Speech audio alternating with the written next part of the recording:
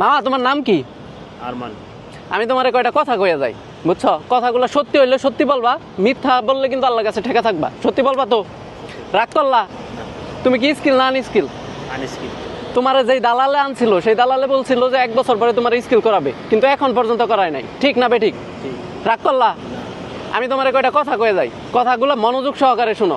যেই দালালেই তোমারে বলে যে আমার কাছে ভালো কোনো কোম্পানি আছে, তুমি তারই পাসপোর্ট দিয়ে দাও। ঠিক না বেঠিক? পাসপোর্টের লগে তুমি কয়টা টাকাও দিয়ে দাও, কিন্তু যখন টাকা রিটার্নের সময় আসে তখন তুমি সেই দালালে খুঁজে পাও না। ঠিক না বেঠিক?